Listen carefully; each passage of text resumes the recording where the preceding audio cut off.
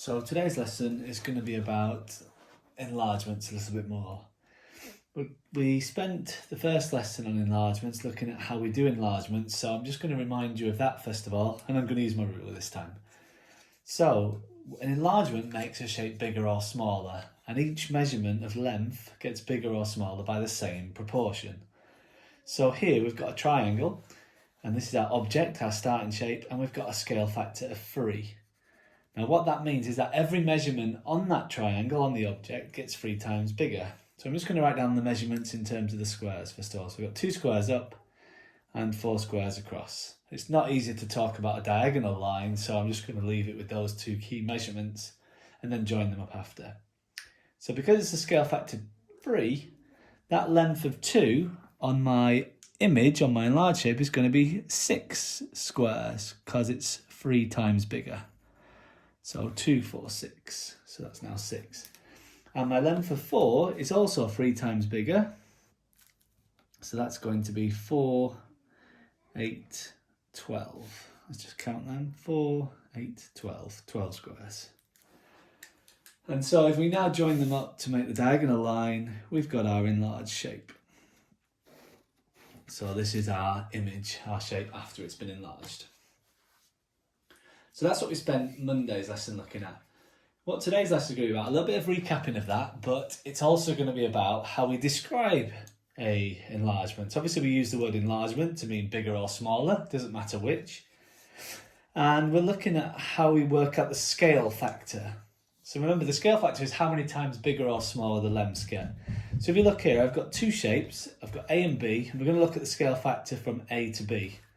So let's just look at a particular length. We'll look at the shorter length of the rectangle. So we've got 1 square on A and 5 squares on B. So to go from A to B, what we're going to be doing is we're timesing by 5. So our scale factor must be 5. Now because the scale factor is 5 on that length, it needs to be a scale factor of 5 on the other length. If it's not a scale factor 5, it means it's not a proper enlargement. So let's just check. And the width of the rectangle is 4.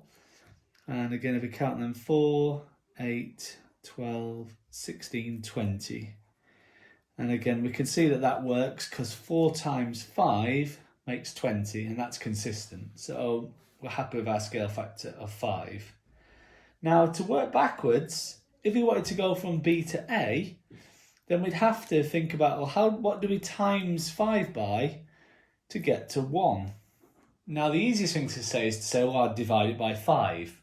But remember, a scale factor is how many times bigger or smaller. So how would you say divide by 5 in a way using multiplication? When we say divide by 5, it's like finding a fifth of something. So we're going to say that our scale factor is a fifth.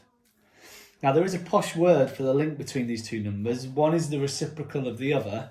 But for now, all I'm interested in is you describing that as a fifth, because you're basically dividing by 5, and to divide by 5 is the same as saying finding a fifth.